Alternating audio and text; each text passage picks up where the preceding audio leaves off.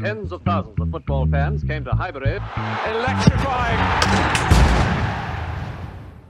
Yes, guys, welcome back to the Cannon Podcast. How are you? I hope you're doing fantastically well. We've had a bit of a change in the schedule this week, so you might notice if you're watching us on YouTube, I've got a bit of a different background. We actually do have George's equipment to get him up on the cameras, so you'll have George's equipment you'll have George in HD. I was about to say George's equipment in HD, which is maybe sounds a little bit odd. Pause. Anyway, how are you all? Pause. I hope you're all doing very well. We've had a bit of a nightmare week in terms of scheduling, so we're recording this at a bit of a unconventional time, but I'm here with my boy George, my football love of my life, Mr. Vootsas. How are you? Hello, good sir. I am good. Another sun-kissed weekend away, and I was gonna say you're looking a bit rouge. Yeah. A weekend of water skiing and ski doing, and trying to get away on the lake. So yeah, you could catch me slaloming across Lake Simcoe. So yeah, wow, no, it's good. There you go. Water sports. Are you any good? I'm decent. Like, I love like going in between the waves and like going up for jumps and stuff, but I can't go on one ski. I'm not that good. So I'm still a 2 skier, but I love a Sea-Doo. I love ripping a Sea-Doo a bit. I almost flipped this weekend, which anyone who has driven one knows that is very dangerous and not a good idea. Oh, but yeah. So I kind of like to go in between. So when boats go fast on a lake, right? They've got like almost a jet stream behind them of like waves. Right. I like following them because they create a bigger jump. So I went and I got air. And the Sea-Doo kind of went one of those. It went like almost vertical, and we slammed. So I managed to salvage it. But if I had flipped, that would have been a very bad situation because it's not my Sea-Doo, and those things are expensive. So yes, I was happy I swung it in the end. I was at a party where they had a bouncy castle for children, and I refused to go on it. So that's the comparison. The duality of man. The duality of man. Exactly. Well, I hope you're all doing very well. We've got a scouted episode coming later on this week. So the current plan is to do Leao. Obviously, things might change. We might end up doing this Jacquet guy. Is Jacquet? Yeah, Jeremy. I have to say his name like that. He's French. Oui. Jacquet. Might do Jacquet or whatever. We'll see how the news sort of develops. But Jacquois. We'll certainly keep you all updated, and we've got TCP Lives and the roundup and stuff to come. And yeah, we appreciate you all being here on the Cannon Podcast. Let's get into it. Just a couple of bits of news to start with. We've got to start with the most important stuff first, George. The new kit. Mate, it's right up there. It's one of my favorites since the marble one. I think the marble was one of my favorite like kind of modern versions that I had seen. Like the bear, like the red bears. Yeah, I like that. Yeah, because it was modern. Like there was a little bit of classical hints, but it was modern. This, I'm buying. And I don't love buying kits all the time. You know, like I've got so many. At this point, I buy if I'm in love with it. And I'm in love. Mate. I think I'm going to buy it. The more I see of it, the more I like it. I saw it. I've seen a few people like taking pictures of that and like the details up close. It's so nice. What's your, I mean, I think I've met Rory Jennings, and he was really nice to me, and a big fan of him. I think he's unbelievable at what he does. And I don't know if you saw the clip of him, just the 10 out of 10 rage bait of him talking about men who get names on the back of kits. I can't imagine you getting anyone on the back of your kit unless it's Miles. Am I wrong? Not wrong. Saka and Saliba are close. Just homage to my Saliba season days. Yeah. But yeah, it would probably be Miles, to be honest with you. But would you, as a blanket rule, would you get a? Not really. I tend not to. I find I'm in T-minus 15 days. I'm 30 years old, and I think that stage has passed me. I shouldn't be allowed to do that. If you're planning a wedding and getting a name on the back of your shirt, the questions will be had, but we will be there. Questions will be asked. We certainly will be. Let's move to more serious matters. We're heading to. Actually, let us know what you think of the comments about that, because I genuinely think it's quite a good debate about whether you should get someone on the back of the shirt. Would you? Think it splits people at this point? But if I was really excited about a new signing, I think like Eze. Oh. Yeah, would you? I think, do you know what I think I might Rashford do? For you. You would get it. Yeah, for me, Rashford. Yeah. Yeah, in like a sort of transfer dopamine way, I probably would. I probably would have like a moment of madness and get someone on the back of the shirt. Do you know what it is? It is completely fathomable in the stadium.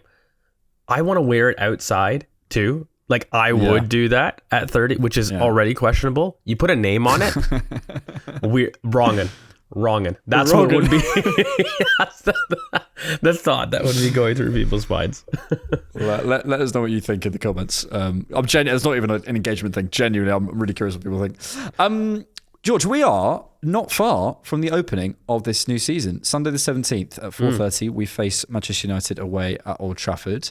I suppose we should start to turn to how you feeling ahead of the new preseason sort of chat. We've done a lot of preseason chat. We've done a lot of transfer chat. We've done a lot of rumination on how this team takes steps forward. And now it's arriving. It feels like it's come around very, very quickly. That kind of does every year. My setup for you here, I guess, is this. I'm feeling... I wish I was feeling more optimistic than I am about some of the issues that we have. I think we'll be okay against Man United. I'm not worried about that in that game specifically. I think we'll be okay, and we can maybe talk more about that game specifically at Old Trafford. But just in general, I think I would be lying if I said I wouldn't have liked to have seen a little bit more progress on some of the game model issues that we've spoken about. We spoke about on the instant reaction to the Spurs game, I think it was. I think I'd be lying if I think the business we've done at the end of the window, I hope I'll be pretty happy with it. But the integration, getting those guys in early, I think we could have done a little bit better there. Maybe that starts us off on a negative foot. I'm also really positive about the season. I'm also feeling really, really optimistic, as I think every football fan should be at the start of the season at least. It's a kind of a weird situation where I kind of feel like we're maybe a touch further behind where I'd want us to be, but I'm quite confident for that game. So I'm curious where your head's at. I think part of the hesitation is that, kind of like what I talked about at the last podcast, I was a little bit more negative than you guys in terms of both you and Rohan in terms of how we viewed the window. And I think a lot of it stems from, there's a lot of what if we do this, I can understand things. And, when I look at the game model stuff, for me, a lot of the stuff that we needed to tweak, we would have needed a lot more sample to be confident in. So it would have been difficult, even if I thought, oh yeah, we changed massively, I can see it in this game. Somebody would have said, it's 1 or 2 games. Equally, it's 1 or 2 games and I haven't seen it. And so from my perspective, it's just never a sample size that I could ever be confident in.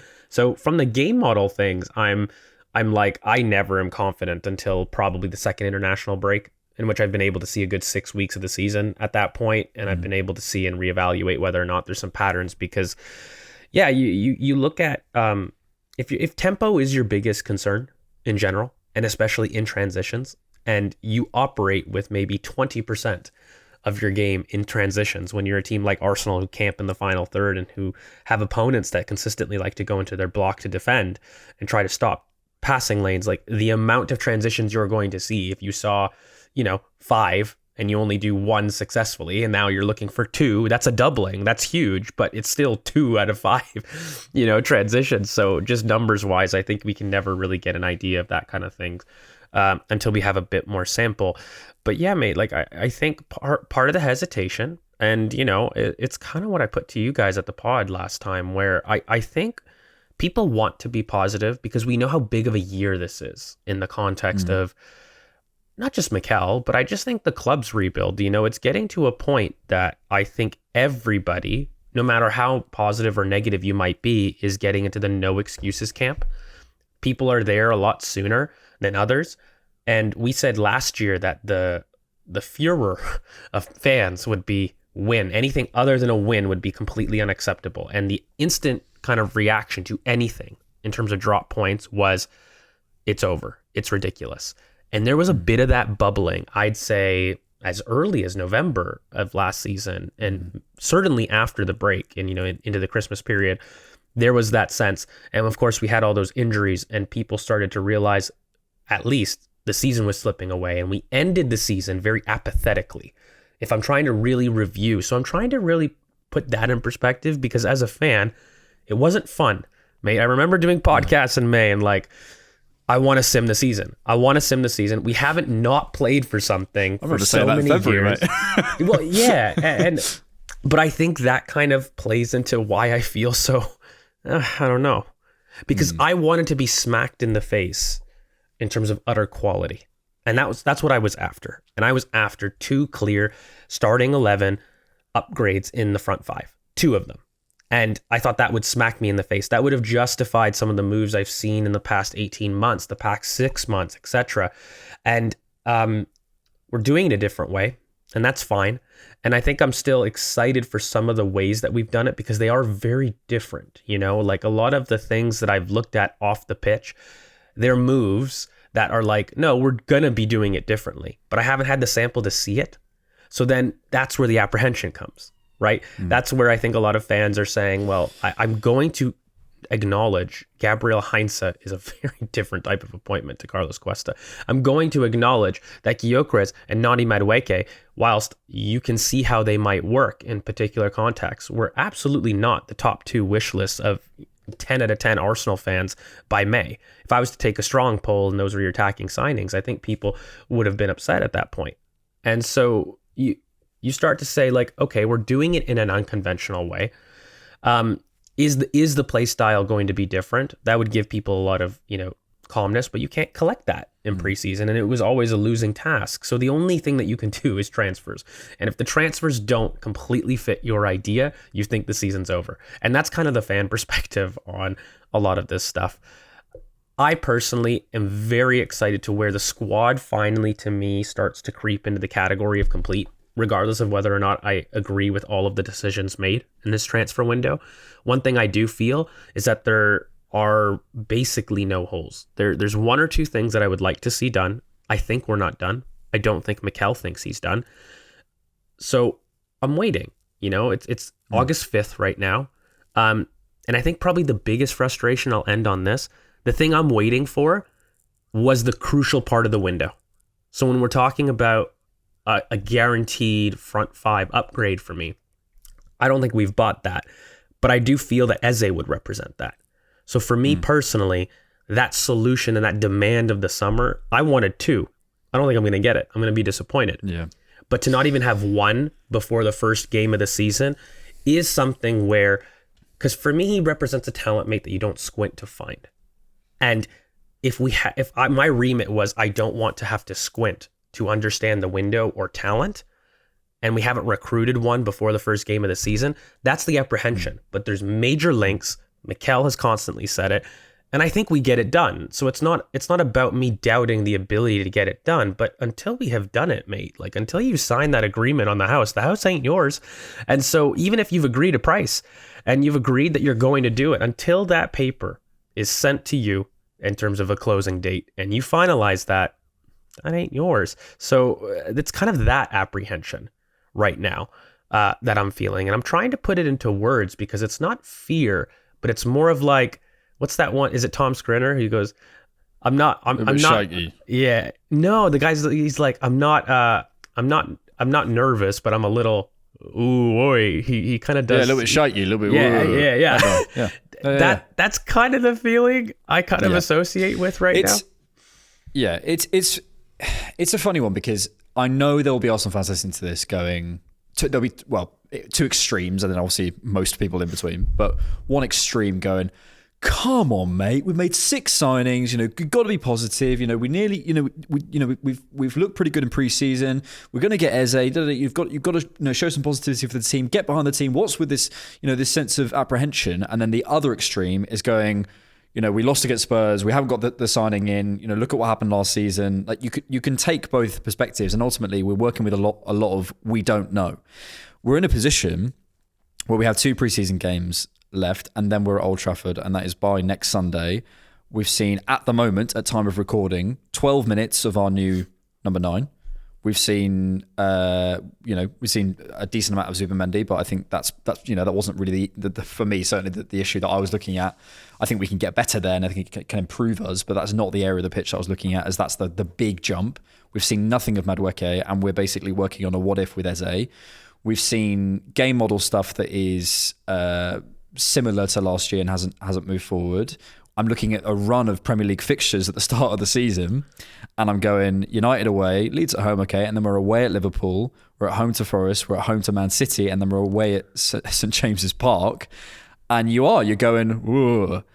And I think you could basically make both arguments. It's the start of the season, fresh start. Come on, guys. Get behind the team. Allow these guys to implement their style. Give Zubimendi time. Look at the benefits and positives. We found Max Down and blah blah blah blah blah. Yeah, but both sides exist, and right now I don't know where I stand. It's the same thing we spoke about in the instant reaction the other day, with even specifically with those game model issues. I don't know where I stand on it. It could be signs of a concern, and it could be signs of. Can I ask you? Is this at all coming from your idea of where we should be at this point? Like, is this married purely with the moves that we did for you in this window, or is it an outcome of what we've done in the last 18 months? Well, I mean, that's what we spoke about last time, right? Like, if we're specifically talking about the sort of the upgrades to the starting 11 and the sort of the forward situation, I hold a lot of frustration at Arsenal over the last 18 months. A lot. Yeah. And I think it comes a point where within this window, again, I can take both sides of the argument. I could take one side of the argument and say, well, realistically, who's moved?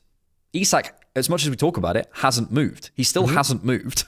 Wirtz is basically the only player who I would say is a starting level upgrade who's come into a front five of a sort of a rival. Even you look at Real Madrid or whatever, they've not, they've brought in Mastantuono, obviously they've brought in Trent and stuff, but a front five upgrade who has moved this summer, tell me who that is. So I could make you that argument, or I could say to you over the last 18 months, ultimately, however you get here, we've ended up in a situation where we are, and I don't think that's acceptable. So maybe you bring some of that frustration in. And as I say, you can go both ways. You could say, well, you need to let go of that, get rid of that, Alex, and just have positivity for the new season. And we all want that because it's a new season. We want a fresh start. But equally, I have to be honest and say how I feel. I think in these next two games, let's sort of move to those then. What are we looking for? What are we hoping to see in terms of on a positive spin? I think personally, I'd love to see more of Madueke. I do think there's a big upside here in Madueke, and I think there's a big the stuff I was speaking about with Šeško, like the puzzle piece stuff in terms of what we don't have. Not necessarily that he doesn't have limitations and he doesn't have a ceiling. Obviously, he does. But in terms of what we need, in terms of dynamism, that first time, that creation from the touchline, I think he's got a lot for us. I'd love to see more of Gyökeres. I'd love to feel as though some of the tempo stuff in the final third is picking up with those new additions. And I'd love to see progress off the field with an Eze or a Rodrigo, whatever it ends up being.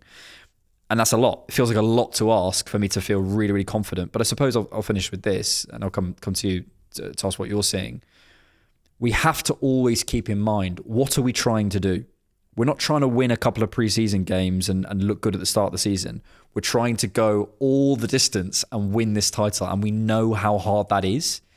So, yeah, and I think when you keep that in mind, you start to look at the business and where we are and say, I at least have some questions.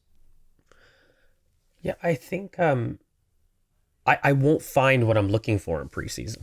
And I think that's going to frustrate a lot of people, but I will find it at the start of the season. And that's my apprehension.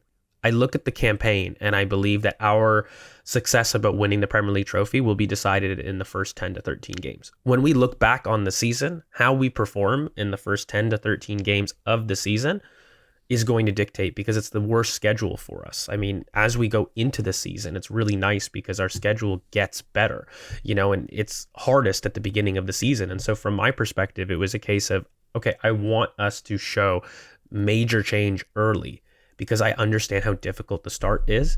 And it can go both ways, right? With the start being so difficult, there's a benefit because even our opponents are going to be dry to speak. There's this whole idea about after 10 to 13 games of the season, would you like to find like a well-oiled Man City and face them, or a Man City who's also still finding themselves in terms of their own midfield that has their own issues, and you're both half cooked and you're playing that, and there's probably more gambleness there, and there's probably more reliability, like there's more unpredictability rather there. So I see both sides. It's just, for me, when I have a big test that's coming up, I want to know that, the person or the student that's studying for that test I've seen in the library so many times. The problem is I don't have an opportunity to see that. And I'll see it very quickly during the test, and that's kind of the apprehension, because ultimately this test is like their A levels. It's going to decide what career they're going to have. And if somebody has, I'm sure you guys relate to this, if somebody has like an aspiration to be a doctor and you don't do well on your A levels, that dream's done, regardless of how well you may have studied and did your courses before. Like if you don't do well on those A level tests, you're not going to be getting in.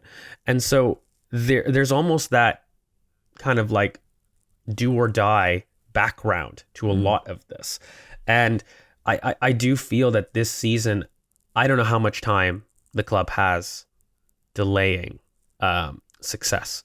And so that's the worry more so than anything else. When I look at what I'd like to see in the next couple games, we have done this thing in preseason where I kind of disagree. I think I've seen the buddings of some really specific changes, especially when I look back. I've rewatched Newcastle Spurs. And mate, we're doing some really interesting things with the speed of our counterattacks. In terms of, I've talked about this, both sides, both fullbacks, both Ben and Miles have done this a lot in preseason, in which they're really making intent roads about when to overlap and overlap wide specifically, but they're doing it with speed. There's like, Ben has always been somebody that I associate, he's the one fullback that I believe does it. But I don't believe that Timber and the others, Zinchenko or others, have done it. I've seen it even from Zinchenko, and there's clearly a change for me that when a trigger gets hit, there's more intent on hard running in wide areas. It's less static to me. And I love that. I think that's something that I've been calling out for, some more dynamic width. And I want to see that improve, because when I see these games against United, I see these games against Newcastle City, mate, we're going to have the space in the middle of the park to do the things that I think we're not seeing. You look at Zubamendi and you can see the touches and I go, he's going to really pop in central midfield. But the things that he impresses aren't jumping out at you as a fan. You have to squint to go and see and really be involved in the game to really see them. I see them. I'm very excited.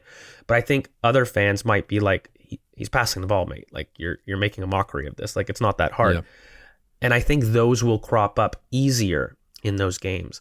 However, I can't hide a lot of the same frustrations we've had last season, we have seen in preseason. Now, you're looking at a small trend.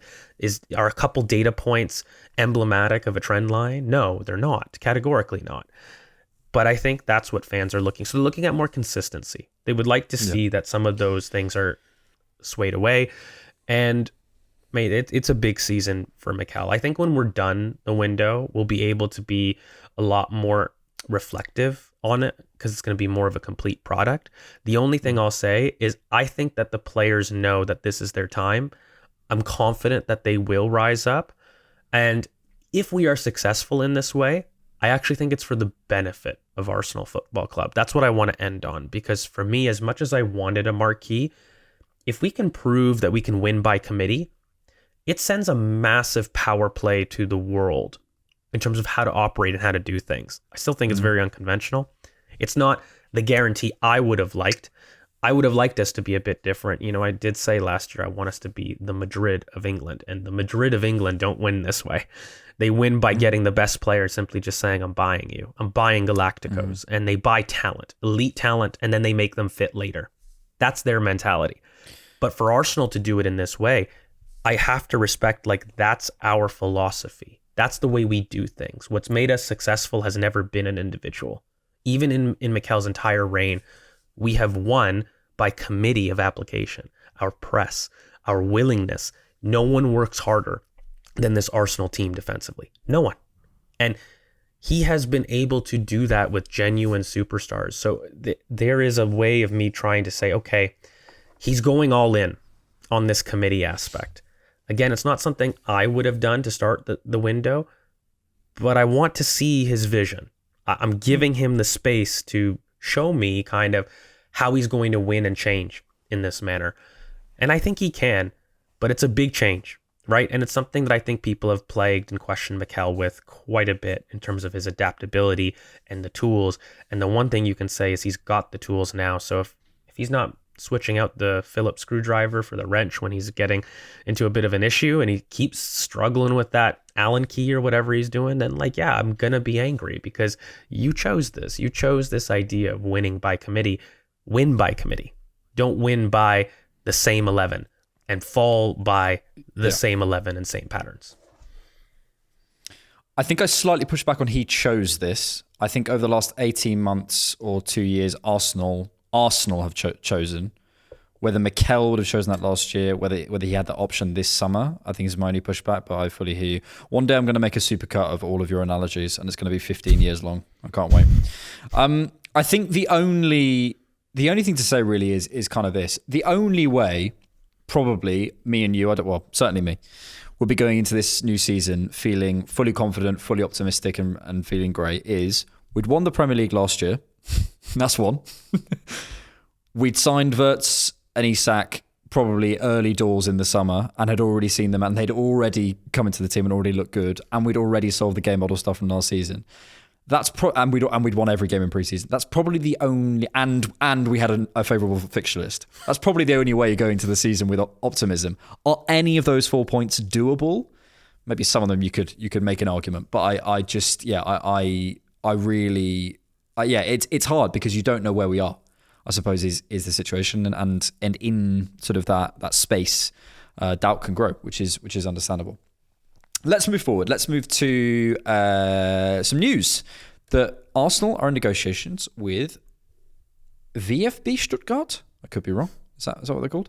Stuttgart so. with Stuttgart for Fabio Vieira. No fee as of yet. I don't think that I've seen. Certainly not in the David Ornstein article. Stuttgart working on a permanent deal for Arsenal's Fabio Vieira. An agreement is yet to be reached, but talks are ongoing with Arsenal likely to seek a respectable price for a player they recruited for up to 40 million euros in the summer of 2022. Long time ago now. Long time.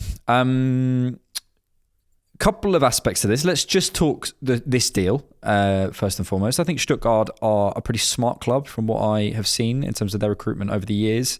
I think they know talent.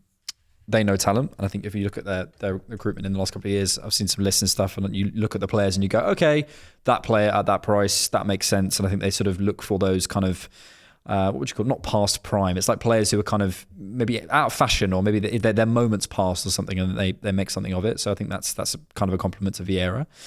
I think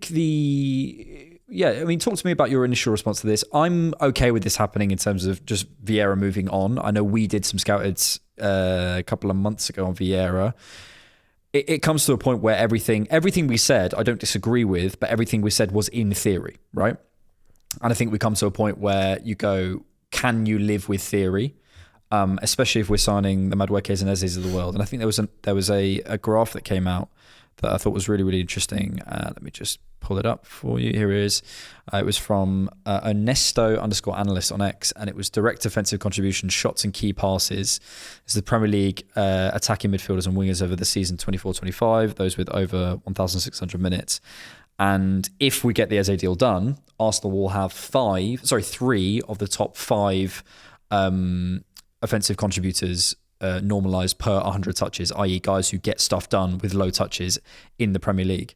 I think we're moving that route, and if we're getting in a Madueke and an Eze, we've recognised the need that a Fabio Vieira would have for us, those contributions, those shots and key passes and stuff, but maybe feel Vieira isn't the answer. So if Arsenal are going that route and they've said we see the need, we see the theoretical hole that we picked up on for Vieira, but we're going this route, I'm okay to go, show me. I'm absolutely fine to do that. I think it's a shame, and we can maybe talk Vieira as a deal at Arsenal. But yeah, your sort of overall thoughts on this. I make no hidden qualms that I really like the talent. And I think that from a who he's going to, I feel justified in feeling that talent is well recognized by the Brighton of Germany. This is a team that have made incredible decisions. They've overtaken Leipzig in terms of finding value in the market, in the Bundesliga. And they're a team and a recruitment team that have made tons of money on taking misfit toys and turning them into reaching their potential. And I think that's exactly what's going to happen here. As far as Arsenal's decision to move on, completely okay with it, provided you buy in the player that you want. But also, mate, like we talk about theory, but a lot of the theory that would make Fabio Vieira good is what would make Eze good. If we're talking about the exact same, this is my one frustration, and I find a little bit of the hypocrisy with it. I'm fine to move for a choice that you prefer. No problem. But it doesn't remove the demand about playing them in a position that they prefer and in a position that we undoubtedly have a captain with and who would provide the biggest impact in that decision. I mean, in isolation, is it bad to move on an asset that you refuse to use? No. Invest that into one that you do use, but that's contingent on you using it. Like, if you were telling me that we're using it to buy an Eze, then excellent. I mean, he's a lot more amenable, both at left wing. He has some more versatility. He's a lot farther along. You're looking at Vieira in a couple years, and you're demanding Eze level output, right? Like, Eze's much further along. He's a more completed project. No problem going into that and rediverting funds. Absolutely no problem with that. But I do push back on this idea that the whole theory aspect of it is kind of why we want an Eze. And the whole theory of it is contingent on us doing the things I would have asked a Vieira to be given with anyways. So I'm happy if you're more of a sure bet is on this horse. No problem with that.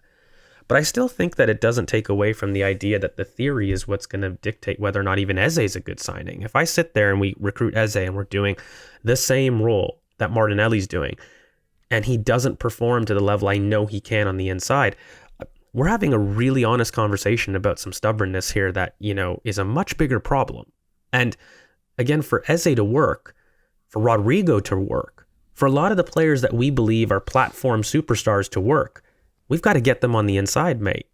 We've got to allow them the freedom to penetrate on the inside. And that's going to be something, a bit of a question in terms of our attacking dynamics and how rigid they are. Now, I believe all these things are going to happen. I don't believe that you buy an Eze and you make these moves without committing to it. The only frustration I have is that I don't think that the talent would have let you down if you gave them the same platform here. And I'm fine to move it on into more of a sure thing, but I think we're giving, the benefit of the doubt to a player that we believe in more, and that's okay. As long as we do the benefit of the doubt thing. And that's going to apply to a lot of players, not just Vieira. You talk about the Martinellis, the people that are underperforming, you're going to have that demand, aren't you? And if we buy a better horse who plays in those roles and gives us output, no one will be happier than me. And I think that will be the case. It's just a case of, I wish we had done this sooner, because I think that we wasted that career and that talent for almost a year. And there was some on our part and a lot on his part in terms of his injuries and his adaptation. But that's kind of the thing that you invest in when you buy a 21-year-old talent like that outside the top 5 leagues. You have to give it time to grow, and we didn't. So I'm glad that we've made the decision and it's been final. And I think it's best for him and it's best for Arsenal. And we're getting someone we prefer. Yeah. Yeah, just to put some meat on the Stuttgart bone, so to speak. Like Guirassi's one recently, they sort of flipped Mavropanos, they flipped Endo to Liverpool. Obviously, going back a little bit further, they had Gregor Kobel, who went to Dortmund. They had Pavard. I think they had a really good youth setup at one point. They had like Gnabry and Kimmich and everyone at the same time, and just stuff like they've had really, Stuttgart are good for talent. I think with Vieira, there's kind of two aspects to this for me. There's one, the sadness for the individual. And I do think there is probably something to be said, and I'll put something on Arsenal. I think you use the word waste. I would probably go there, to say we've wasted something here, whether it was money or his time, or I don't know, something to do with the talent. Maybe you could have gone early, but I think your point at the end there was kind of a good one in terms of ultimately you only look back, like Smith Rowe. You only look back in that frustration and anger when you feel as though you haven't moved on. When it felt like we had a Smith Rowe sized hole, at points last season, or someone who could change games or change tempo for us in the final third. Obviously, a massive thing that Smith Rowe did for us. That's when you look back and go, oh, like that's the frustration. So I think, and as I say, I'm confident in if we do go and get an Eze or whether it's a Rodrigo, that will be okay. I just feel if that happens, we won't think about Vieira at all. And I think a lot of the time, and we've spoken about this, right, with Martinelli and Vieira, whatever it might be, we can talk all the theory we want, and we can talk about what if we did this with them, if we did that with them. You can't give everyone perfect conditions to thrive. And Vieira didn't have perfect conditions to thrive, but I almost want my players to overcome those situations. And I think the best players always do, no matter, and he doesn't necessarily, for whatever he was, 20, 30 million when we signed him, I'm not expecting him to be a £100 million talent who thrives in every scenario, no matter what, the day, everything. So I understand. But equally, if I'm going to back you, I'm going to put you in my team, and I'm going to miss out on Eze for you, and I'm going to miss out on other signings for you, and I'm going to platform you and whatever. I need to believe that you're going to get there, and I just don't believe Vieira is that guy. I think we should have made that decision sooner, 100%. And I think that the signs were there earlier than maybe we've acted. And it's difficult to know. Maybe Arteta was in conversation saying the exact same stuff we were. If I can just get him in these situations, if I can just do this. But there is a personal aspect to this as well, and I hate to say it, and I don't want to do the physical aspect or whatever. That's not what I'm talking about. There is a forcefulness to the De Bruyne, the best playmakers, the Ezes, the De Bruynes, pick your favorite number 10 that you like. There's a forcefulness to them as characters. I'm going to show you how good I am. I'm going to get on this pitch and I'm going to change the game for you. I just don't feel that with Fabio Vieira, and therefore, as you say, as long as we move on. and don't sit here in 6 months' time going, someone with a good final ball will be nice. I think we'll be all right. And as long as we get a good fee, I think this is the best move for all parties. It's the best way to rejig your books. I mean, if you're going to, again, not use somebody to their level, and you're going to have that on the wage bill, then invest in somebody that you do believe a little bit more. Part of the reason why the Smith Rowe is more of a frustration, by the way, too, is we didn't recruit somebody to replace that. And by the way, this thing becomes even more of a need with Fabio Vieira. I mean, we have found Ethan Nwaneri and Max Dowman, which allows us to be a bit more forceful with these decisions. If they hadn't been here, Vieira gets another year. In fact, I'm convinced of that. And the fact that we've actually had these types of performances from both Dowman and Ethan Nwaneri is where we're now sitting, that we've got two stud talents that we believe a little bit more in terms of development. They've replaced the development path that maybe that is in. There's a question on needing a win now quality though, right? Like, let's have that right. And that has to happen. Like, again, if we sell Vieira and we don't get Eze in, not only am I going to have a lot of anger towards the overall window, but it's just the logic of, I'm not going to get rid of a half working screw and not buy one that I need and just say the hole will hold. Yeah. The chair will hold even without that screw. So that's kind of the best of both worlds. And that's what smart recruitment does too, right? Like, they recognize when to sell. And we haven't always done that. So I genuinely, despite really believing in the talent, happy we've made a concrete proposal, got one, and actually found something for him. Because, mate, this is one aspect of selling to kind of transition into. You can't become good sellers if you don't become a good pathway. Okay? You're not going to be successful with every talent in the world. It is impossible. Okay? But if you don't provide a pathway to a successful career for the talents that don't do well, talents won't want to choose you and take a chance on you. And that whole developmental path is something that I think Arsenal need to have a bit more trust in world football, especially with youth. So for me, sealing a really good move to the Bundesliga after what was admittedly from him an iffy year is not just great from an Arsenal perspective, but it's also great kind of from this selling perspective. Because now talents with more moves like that, they start to say, well, even if I don't make it, I can see examples of making it into a top 5 league at a very good club, and my career is safe. It's not like, oh, I will get swallowed up by the Arsenal machine, and then they also will not sell me if it doesn't work out. We always haven't been good at that, mate. Even with Smith Rowe, you want to talk about it. Like, we've gotten a lot better, not just with fees, but good clubs to sell to. You know, you're looking at your Fulhams, Stuttgart, I think even before that, Porto were probably interested in Vieira. Like, you're looking at like fairly reliable clubs. And I think talents do look at that. They do look at And we don't want to as fans, because we're sitting there saying, we want you to stay forever if you sign with us. But I do think talents and people look at this, mate. Like, they really do look at how you handle things when it goes wrong. And we haven't always done that well. But we are here. And I think it's a good fee. I'll be real with you. Especially with what is rumored. I think, What's the rumor?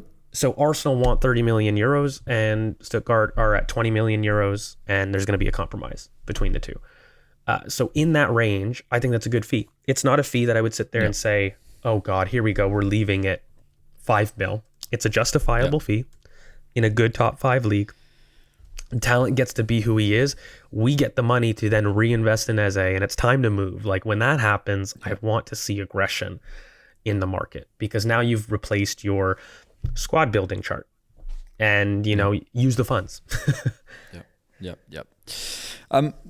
Let's transition to selling, because I think this is something probably in the point of the window that we're at that we need to start having to think about. And I think it's a really interesting conversation with Arsenal. There's some sort of big headlines which I think are alarming, however you put them. For example, Nicolas Anelka is still our second highest ever sale at 35 million euros according to Transfermarkt.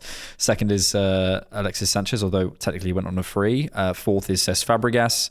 First is Oxlade-Chamberlain 17-18, but that second ever was in the season 1999-2000. So yeah, over 25 years ago now. There's some other big headlines. I think we often look around at, for example, Liverpool getting £15 million for Tyler Morton, who's made 2 Premier League appearances and things like that. And we probably look at those as Arsenal fans and think, why can't we sell better? This is a very complicated thing, and something where I think the club does need to have a look at itself on some level, but it's trying to work out exactly what they need to look at. I think you're right about pathways. I think there's probably a number of things here. I think there's just a simple negotiation aspect where maybe we haven't had top negotiators at the club, and I think Andrea Berta is certainly showing the signs that he could be one, and that's exciting. Second thing is, I think you need to develop a reputation to be difficult to deal with, and I'm not sure we have always, certainly in the past. That's probably the case. Third thing is you need to be in a position where you've got a stockpile of talent, and ultimately the players that you sell, you never want to sell. If you sell for big money for 40, 50 million pounds, those are players you probably would like to keep. And I don't think we're good enough at times selling players at the right time when we really don't want them to leave, but it's probably still the right move. We often sell guys when it's pretty obvious we're not going to use them.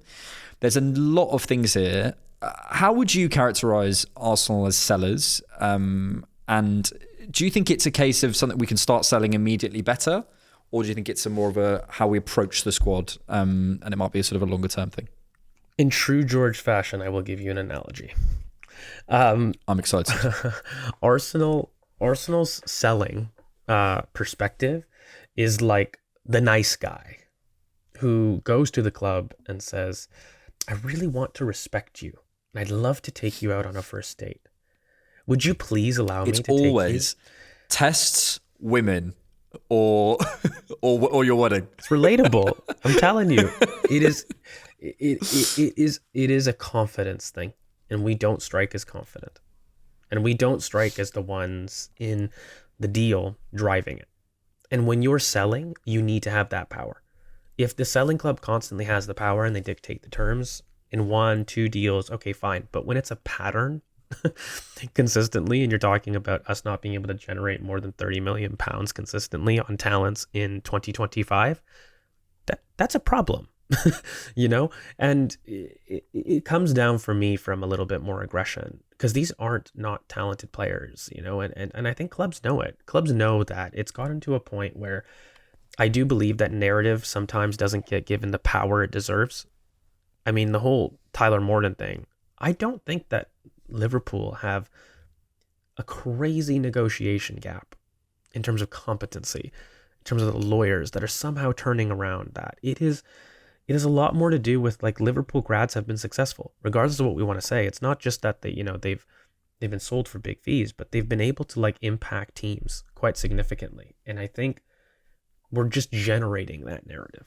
I mean, Reece did a good job before he got injured, right? But in terms of the last 3-4 years, has there been an Arsenal sale or loan that has got there in a top 5 league to really make an impact? and win a mid-table team tons of points? That's a question that I don't know has a long list. And so from a selling club perspective, it's a risk to buy from Arsenal in that sense. So I think the only way to change that is for you to lose good players. We have to hurt a bit to do that. Now, I think the biggest frustration that maybe fans might have is when you start to look at a Chelsea and you see Kieran Dewsbury Hall going to Everton for what's a profit, minuscule profit, but going for a profit nonetheless.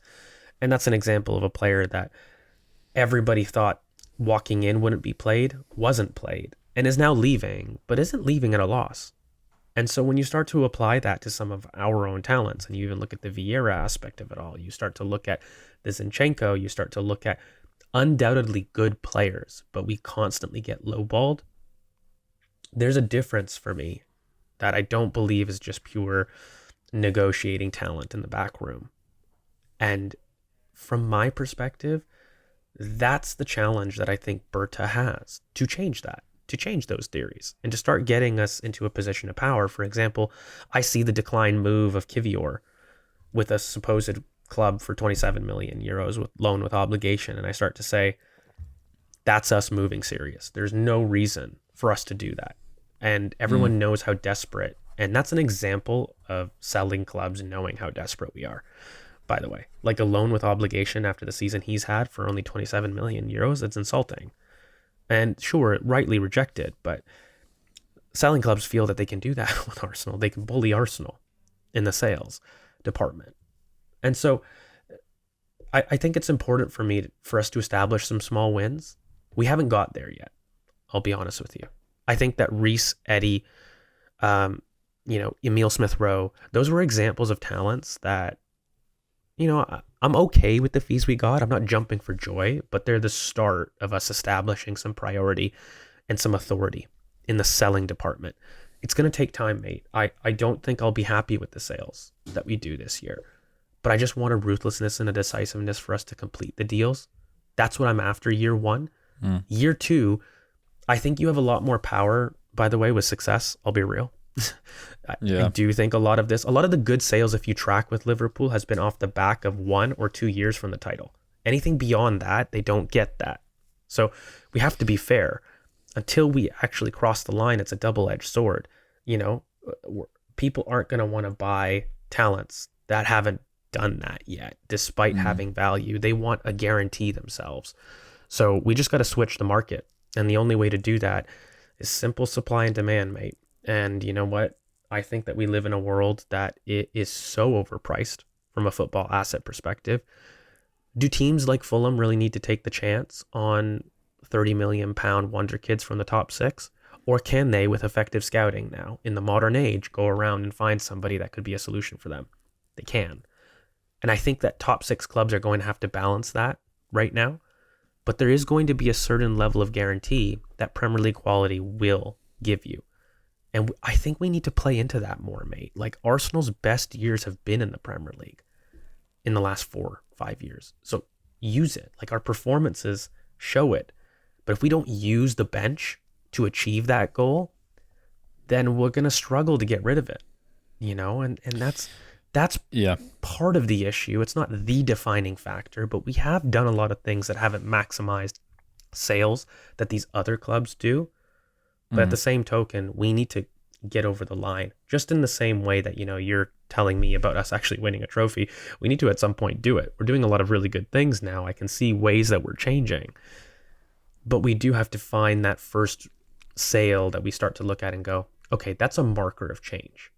I don't think Vieira is an example of that. I don't think Zinchenko is an example of that. I do believe, though, that Kivior, if we decide to sell, is a very defining moment in terms of our perception and narrative. Lots there. I think there's a number of things to come back on. I actually do slightly disagree with you in terms of, I think there are players that you could look at who've left Arsenal and have gone on to do all right. I mean, you could look at Xhaka, you could look at Leno at Fulham. I think Willock was doing all right for a while. Martinez, Iwobi. I think there are players, but I do feel that there is what we do, certainly as fans, what we do is we justify. So we go, so we'll get a feel like, for example, Rob Holding. I know people don't like Rob Holding, and I get that because of what's happened. But that's a very Arsenal fan-centric model, okay? That is us. He came in at a point in our story, and we fell over at that point because of William Saliba in that position at that time. If you look at Rob Holding as a guy, okay, the talent maybe isn't as high as you think. No one can convince me. What did we get? £1 million? £1 million for Rob Holding? That is disgraceful. Like genuinely, that is really, really bad. So for all the work you do sometimes on, let's say, 30 or so million for Joe Willock, which I think has probably looked pretty good since, I'd say is about that. So maybe homegrown, etc. Following Balogun's a pretty good fee. Sometimes we do deals like that where I go, well, then a club might be looking at you going, well, you sold him for £1 million. So I'm not going to pay X for Kivy or whatever it might be, or I think when we sold Mavropanos, or selling David Luiz for free, etc. So I think we do like some deals that feel all right, and some deals where I just go, what is that? So we may need to hold faster on that.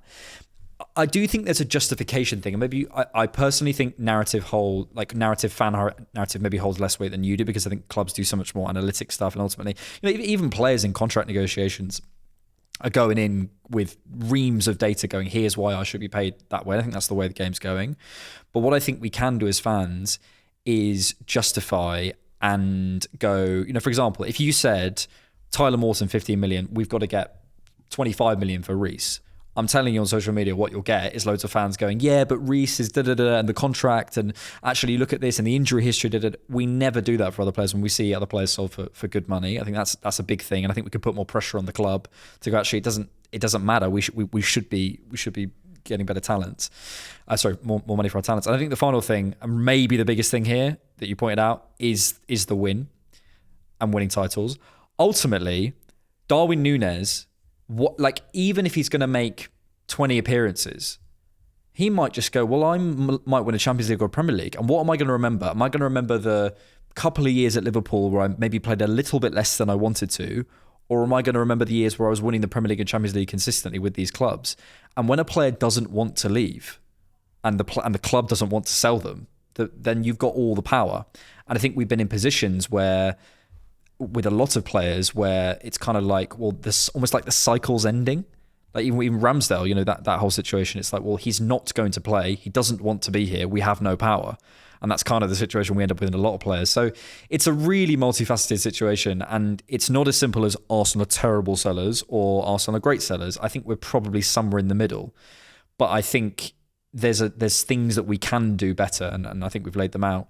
What do you think it's going to be a case a little bit with Berta where we have to just be like, suck it up a little bit for a while and maybe have to hold on to talents and say, actually, we're a few, for a Kivior, maybe we would get a sale of a Kivior and maybe we would have got a Jarell Hato, for example, this summer. But actually to develop this reputation, we might just have to hold on to it. Things like that. I just want us to be more creative. I mean, I felt like we started doing that last year in terms of the sell-on percentages with some of the youth talent that we did. And, again, I really personally, I insist on this. We're not going to find a good fee until we win. I really think that is the biggest hurdle. But then once you establish that precedence, I don't want us to be weak. That point that you made where we make some kind of okay deals and then we let people leave for free, it destroys every single bit of hard work. Like I look at Vieira and I go, respectable sale. That doesn't hurt the reputation of the club at the value that they're proposing. Now, if we're talking a £10 million sale, then yes, that's so stupid. Like, why have you done that? Makes sense if you want to do a resale thing, but, look at Nuno Tavares, a perfect example. I don't believe Nuno Tavares is a £30 million valuation difference from the point that we sold him for by simply playing. Like, we could have done that by a good loan to Atlanta. Could have given us the exact same power, and yet we've given all that power to Lazio to do it. That's just some forward thinking. The Vieira, the same point. So, I'm with you. It's not that we're horrible, but I think we do some dumb things in the sale department, and kind of out of desperation at times. I feel it is, but it's from a. We power just want play. to get someone gone. It's like, no, and it doesn't work like that. And I mean, no one's selling their shitty backyard toolbox that no one wants. You don't even want it, and they know it. There's got to be some value. So I I definitely think that there's ways that we can improve it. I see things that we're improving, but ultimately, once we make that big sale, so that's why I highlight Kivior. This is an example of a player with clearly massive potential. We bought him for massive potential. He showed it in the Premier League. Are we going to also ice him out of seasonal appearances next year, in which he gets even less appearances, destroys his value, and then me and you are sitting here saying we're going to sell Jakub Kivior and all we're getting are £20 million offers. And I'm sitting there saying, okay, it's going to hurt to sell Jakub Kivior. But guys, this is the most he'll play with the best reputation he'll have. Unless you believe Jakub Kivior is getting ahead of the talents that we just bought. And unless you can guarantee me that, we can debate. We can debate that talent position. But we have got to get better and more comfortable, by the way, as a fan base too, of getting rid of talents that still hold some value. Yeah, I think it comes back to the point we made that it's going to have to be painful sometimes. Like I can't imagine the Coutinho sale was particularly nice at the time. Okay, it's come out all right. I can't imagine the Sane sale for City or the Ferran Torres one was particularly comfortable at the time. It's just about how you react, but ultimately they're also in winning teams. So yeah, there's a big thing there, and I do think that's a massive aspect of it. I think there's signs though. I think there's even last summer, if you look at we got some really good money for some of those players. We did. We got over 20 million for all of Ramsdale, Nketiah and Smith Rowe, and hopefully there can be some development this summer as well. Okay, let's move on. We are going to answer your questions, George. If people want to get priority access to these questions, what can they do? How can they get that? Tell me, my boy. I don't know. You can go into the description down below, of course, and you can join us for a 7-day free trial on Patreon, in which you will find plentiful content. You will find youth pods, you will find scouteds, you will find rewatches, you will find even some surprise pods, like George just wanting to talk Berta speak and translating the infinite Berta language and its vocabulary. Or you can go and talk with Alex and join for all your TCP lives, no ads. There's just a ton of content that you can check out. So if you would like to do that, you can find it on Patreon and the link down below.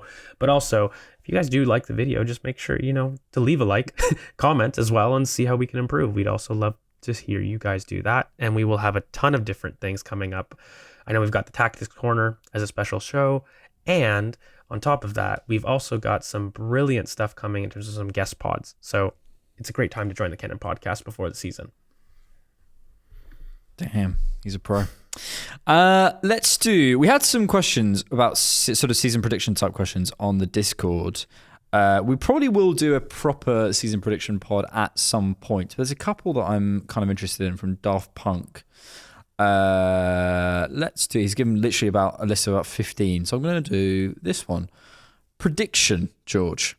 Will Arsenal end on over or under 85 points?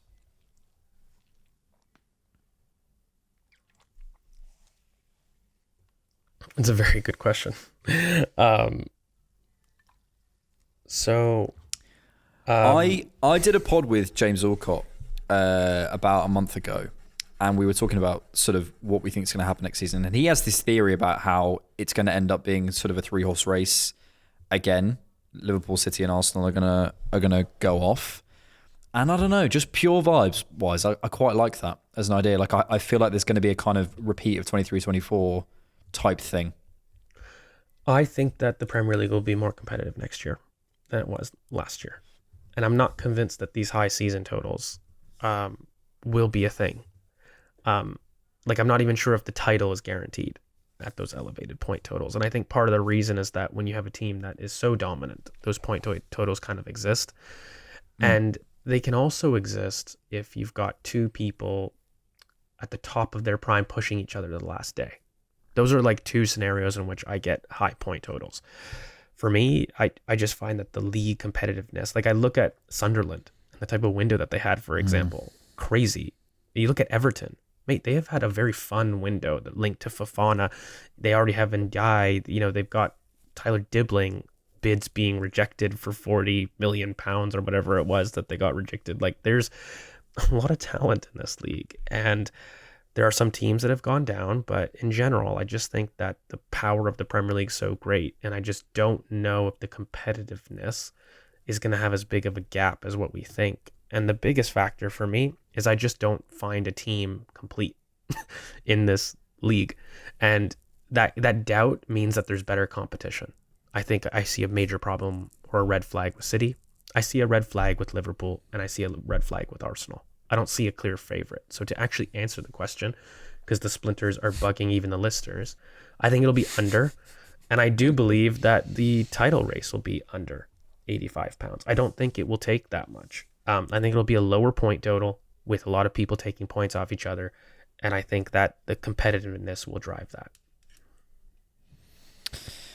I think it will be under, but I am going to stick with this thing. It's just based off vibes, zero analysis. I think we're going to see Arsenal, City and Liverpool slightly as a different pack again.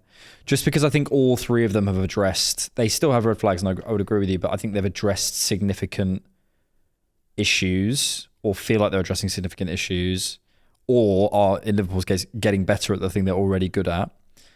And also the nearest pack, for example, Villa, Chelsea, Newcastle, etc., I don't see as taking any big leaps. In fact, I would argue some of them have regressed. That's probably more. It's more that they maybe will drop away than anything else. But I don't think anyone gets over. I would be surprised if you said to me someone in the next 5 years in the Premier League gets over 92 points.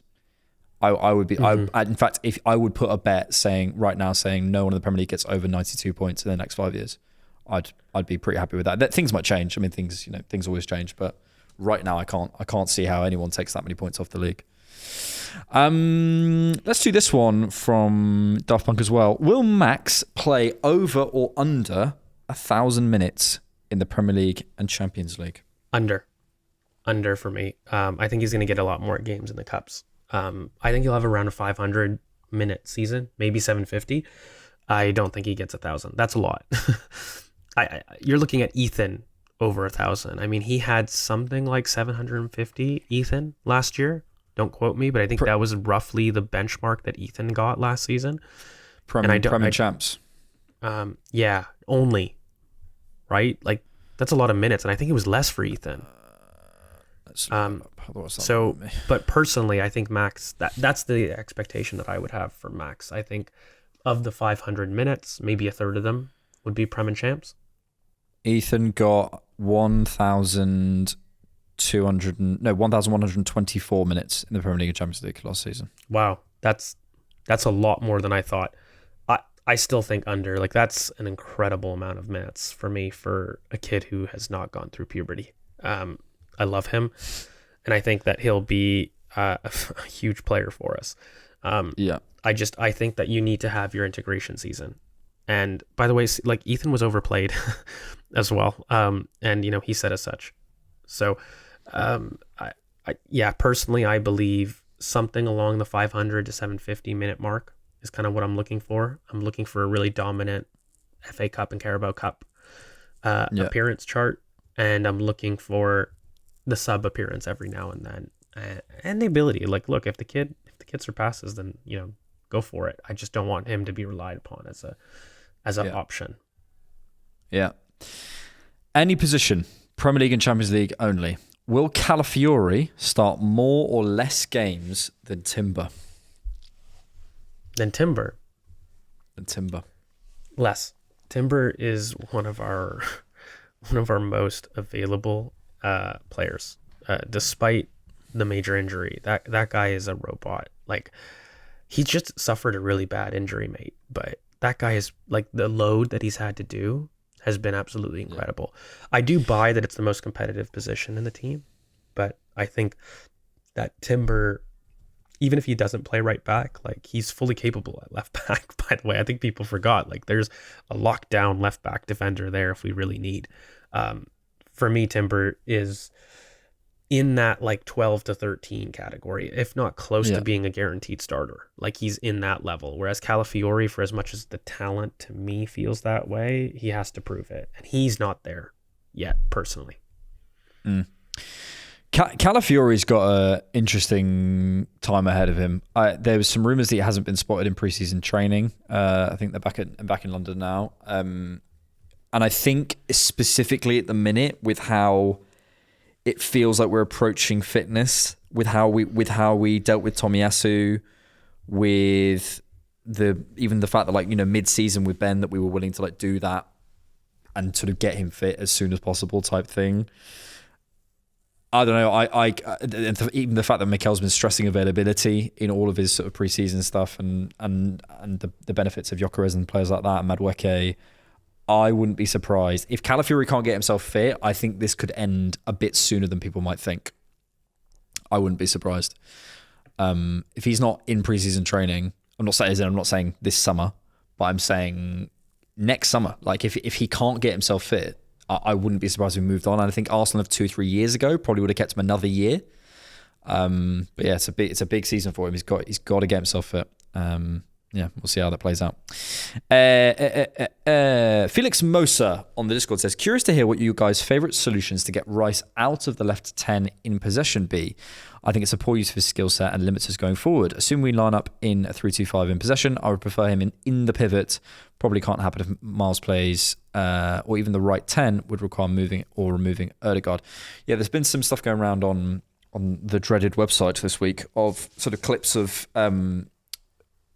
Rice passing from the right, and it does remind you how much range he has there, what he spots. It feels much more comfortable for him, like passing across his body, than it does how he's passing a lot at the moment on the left. It's a really interesting one. I think my main feeling ahead of next season is I think the midfield will be largely the thing that changes between games to come up with different solutions, as in like actually like from, you know, the lineups from game to game. I think we'll see Havertz in there. I think we'll see Rice moved around. I think we'll see Rice a little bit deeper. I think we'll see Ødegaard. I do believe we'll see Ødegaard certainly spending more time on the left. Whether he moves off the right, I don't know. I think we'll see Waneri. I do think we'll see bits of Max and stuff. I think we'll see lots of change in the midfield. And I think the forward areas are going to be the areas that change within games. So not between games, within games. I see a lot of change in the midfield coming. And I think for me, if I had to guess, that's where Mikel's going to try and do this kind of tactical versatility type stuff. Because I can't see it loads in the forward areas. And I think Gyökeres is the sort of player who will impact games if he comes on, as will Havertz if he started the other way around. So that makes sense to me. I think there we'll see Rice move. I don't think we'll see a kind of Partey Ødegaard. Well, we obviously won't see Partey, but I don't think we'll just see Zubimendi, Ødegaard, Rice the whole season, basically, as we saw last year. I don't think that's going to happen. I'm sad I took a break from the dreaded website then. That's, everyone knows how I feel about Rice in that position. I'm with you. I think the change that we saw in build-up, I think the change in build-up that you saw last year is what we'll see in midfield. So I think that level of competency and change and variety is something that will be what's used to change games. Look, mate, like, you know, you talked about Calafiori. I think he's vital to this season if we don't bring an overlapping left back. Like, you're looking at how that changes things, right? Like, just that presence alone moves Rice right and Zubimendi left. Like, you know, and all of these things and these tweaks and these tactics, I think sometimes we can get a little FIFA with it, if I'm really honest with you, in terms of saying, you know, if we just move right into this left rhombus, it's going to be the difference between us winning things and not. Top of a 4-pronged triangle with... We're going to form a pentagon, guys. And this pentagon will be the one in the key. Look, it's just about traits, and it's about symmetry, and it's about us moving at pace and asking different questions of the opposition and trying to drag them out of positions that they don't like. And that involves change and movement and dynamism. And we're looking to just have more movement across the 11, right? Like, we're looking at trying to see whether or not there's less positional stubbornness, I would say, just in general. Yeah. So personally, yes, I can see it. I've been advocating it for a very long time. I would love to see it. It would make me feed that whole egotistical "I told you so." But ultimately, it's about understanding that I think that there's going to be more variety in midfield, more variety in the back, which we've seen quite a bit of. And I'm just hoping that that's like movement towards more variety in attack. You know, like, we've bought that as well. There's no reason why I shouldn't see it, by the way. Like, we've bought the options for it. You talk about Nani Madueke, Gyökeres with the Havertz, the Saka. Jesus is coming back. Do we move him on? We bring in Eze. Like, there's a lot of moving parts here that you can't say that options aren't a thing for Arsenal. And so I hope that becomes the case. Like, let's get out of this preconceived notion that X must play here and Y must play there. That I think is the lesson I'd like to walk away from Arsenal with in general. Yeah, that won't happen. I think, but we can say it ourselves. I completely agree with that. I think it's also, you can put stuff on paper and say, will you stand in the pivot, whatever. Ultimately, it's about relationships. It's about the freedom and the structure. It's about, you can say, if I said to you, our front five, that Martinelli, Havertz, Odegaard, Rice, Saka thing on paper, it makes total sense. It just doesn't. In practice, it doesn't quite click. So it's a tough one. I think I think we'll see a lot of change in that area, and I think we'll see. There'll be consistent people who'll get 3,000-4,000 minutes. Rice, Supermendy, probably Odegaard, etc. But I think where they're stood, do they start games, finish games, etc. I think we'll see a lot more rotation in those areas, in my opinion. This question is interesting. Theo or Wikström. I think you're Swedish, Theo, so I'll say it like that.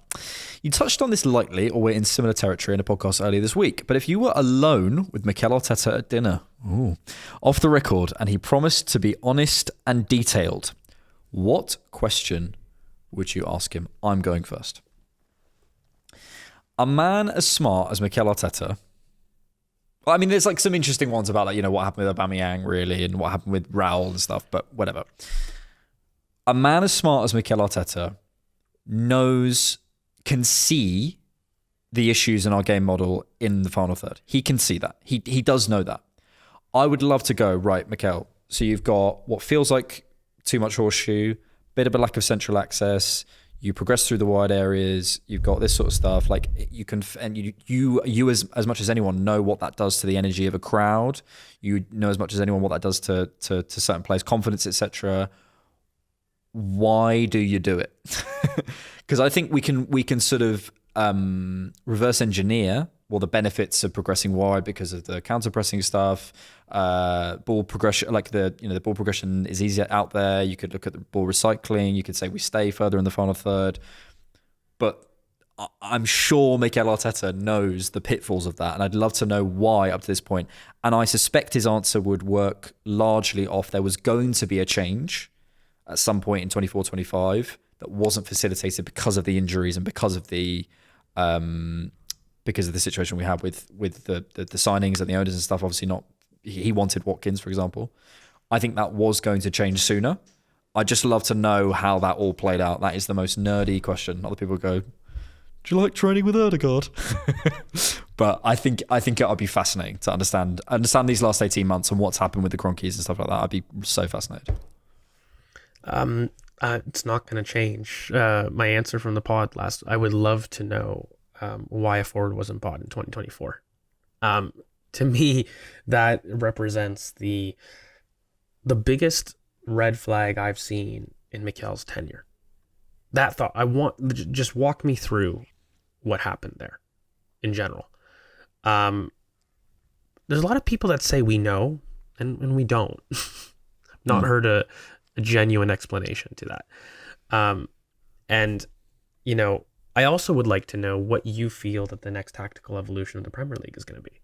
Yeah. I mean, a lot of people are sitting there saying, like, how does Arsenal occur? Like, I have my own theory. I've made it on this podcast. I believe, by the way, teams are going to respond to this huge central access thing that a lot of the top teams are doing by having more of the Ruben Amorim system. I think the 3-5-2 is going to come back into vogue for a lot of the smaller teams, and striking partnerships. This whole thing of a 4-4-2 mentality from top teams is going to force the oppositions to add somebody in defense to man mark, because we're having more and more striking partnerships, more and more demands on picking up in the middle of the park. So they're going to want to add a defender in the back, and they're going to sit in a bit more. It's going to be a bit more transitional, and we can already see the league in terms of the sprints and where it's moving to. I think that the best springing aspect of transitions comes from a back three with wing backs. Gives you the best security. So smaller teams will do that. I'd love to know, do you agree? Where do you see the opposition teams looking to respond? You're implementing all these changes. How do you feel the opposition will respond? And what are the next tactical trends that you believe? And slightly nerdy question. So the biggest change has been the inverted fullback, so to speak, in world football. That's been something that, a lot of people are doing. What positional change do you see as possible, i.e. striker moving back to DM? Or like what is the most non-conventional move that you can see? Maybe center backs become midfielders. This is sounding like another question, George. You only get one. No, I'm greedy. I get two. He gets a course. I'll pay for dinner for it. So that's what I'd love to know. Like I have my theory again on what I think the biggest positional changes could be. But yeah, wingers turned fullback is something that a lot of people have done. What's the next winger to fullback in modern football for you? I'd ask him, if I had another question, I'd ask him how Andrea smells. Let's finish with this one. Random topic, says Registar. We know how good Saka is. He's our franchise player. Do you think there are still improvements to be made to his game besides mentality? I think, as Rohan would say, you can always improve. I think, we've maybe focused on not some negatives, but some sort of worries we've had in this podcast. I do want to finish with this.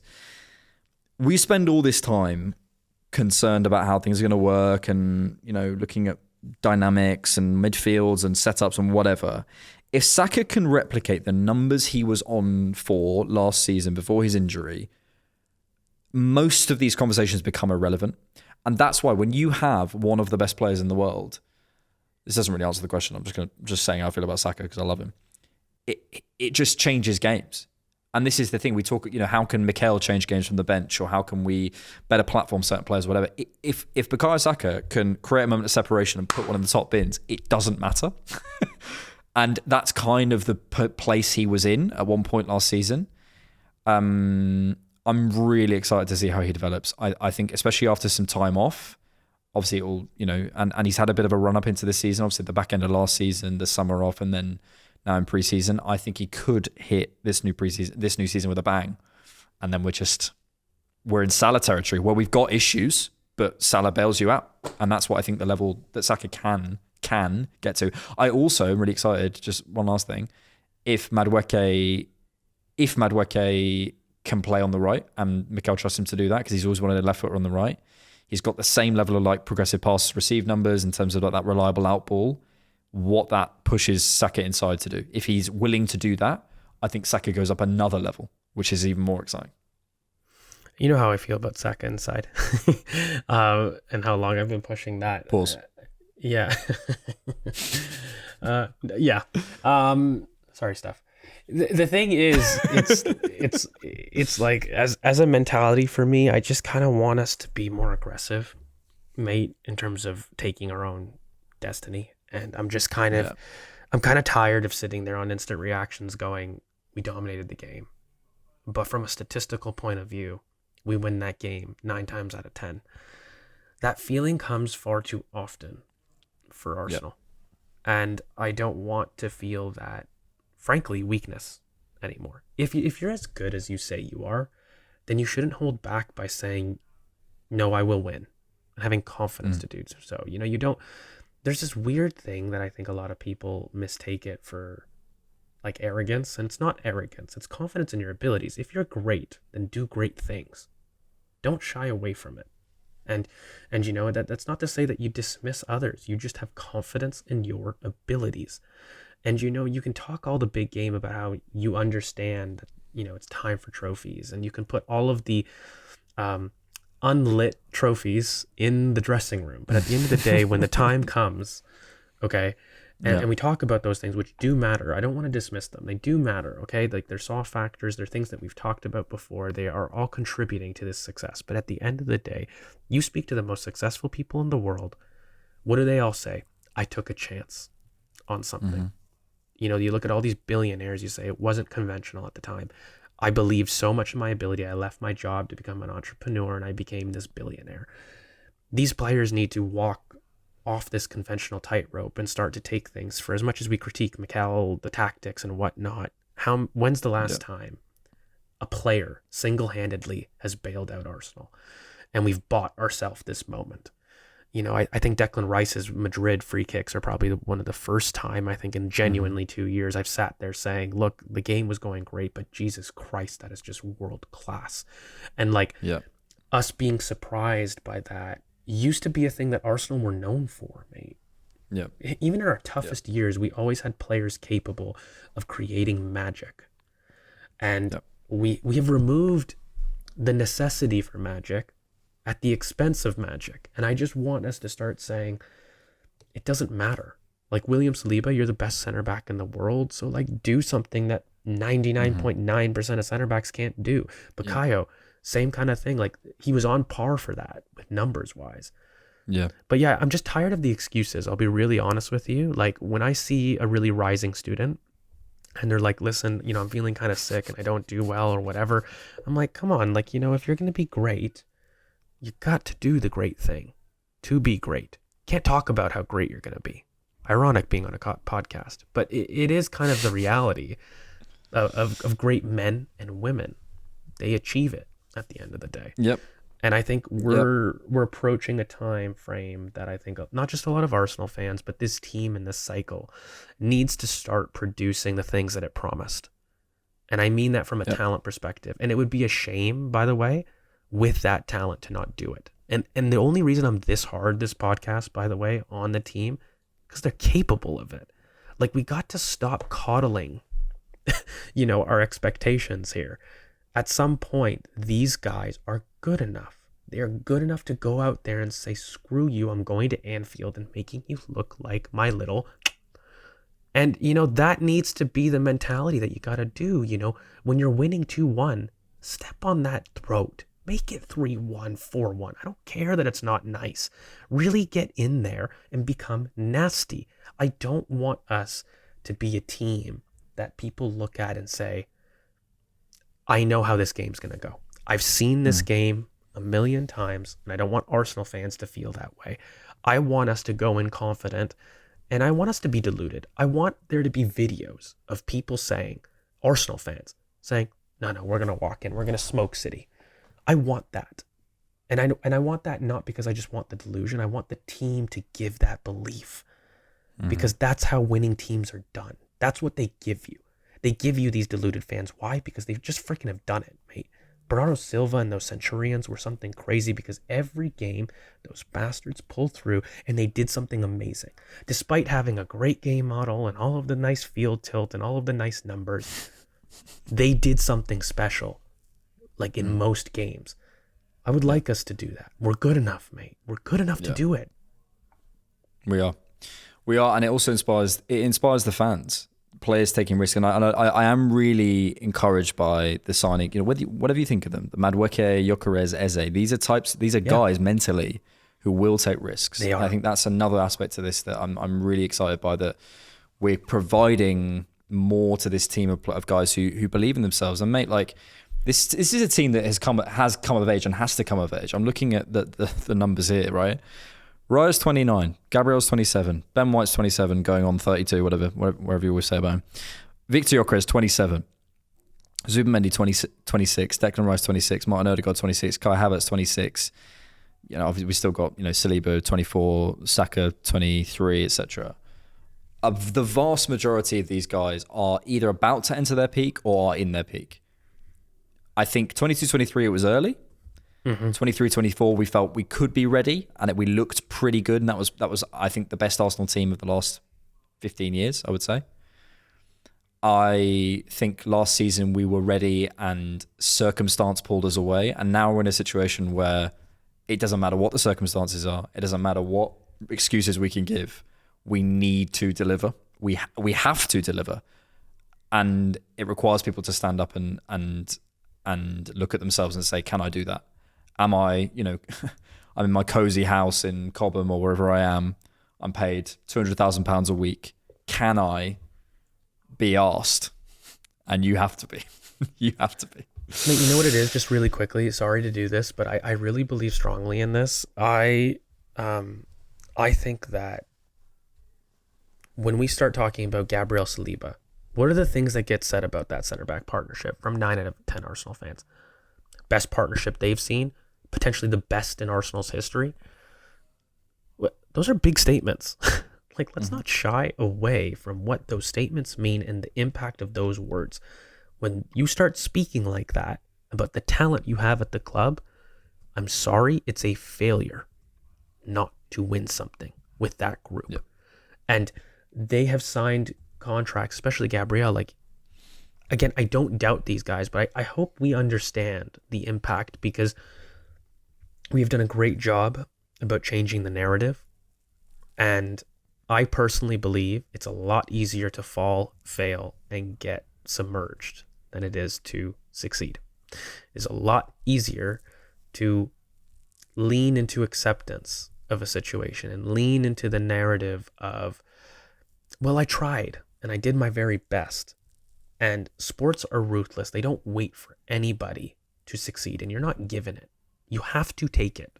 And I think sometimes we shy away from that because we don't want to be memed or clipped or all the nasty things that happen on social media. But I think people don't understand. They don't want to give you their success. Name one person in any industry that sat there and said, okay, Steve Jobs, can I have your success, please? Can I dominate the market that you created with Apple? Sure, Microsoft, here it is. No, you had to take it. You have to take the success of other people, because there's only a finite people that are allowed on the top of the mountain. And if you want to be one of those people, you don't get there by hoping and by planning and by doing the best things. You get there by doing something incredible and owning up to it. So be in charge of your own destiny. Don't wait for success. And I want to see an angry Arsenal this season. I want to see an Arsenal that is taking it personal, that people believe they're not good enough.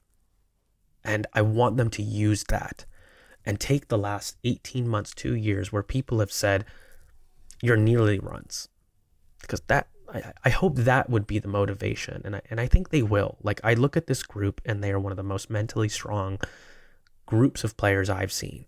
So I have no doubts in that, by the way. But make sure that for anyone listening, like, if you're having a tough time, make sure that, you know, you take stock to reflect about what's not working in your life, do all that planning. But at the end of the day, it's going to be you that has to change. And you're a master of what your own actions can be. Take confidence in that. And I want the players to as well. They need to be confident in their actions and in their ability to win. And they got to do it with an aggression and a drive that we have yet to see. Because you won't go on that mountain easy and it won't be given to you. You don't win it on talent. You win it on your actions. And I hope and I do believe we will get there. But that's kind of my big motivation approaching this season. No more excuses.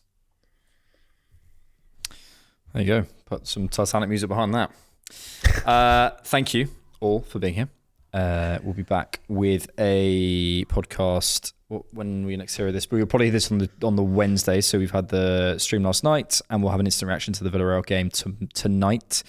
I'll have a scouted out for you probably Friday, and then the instant reaction to the Athletic game as well on Saturday, which George will be there, but I will not be there.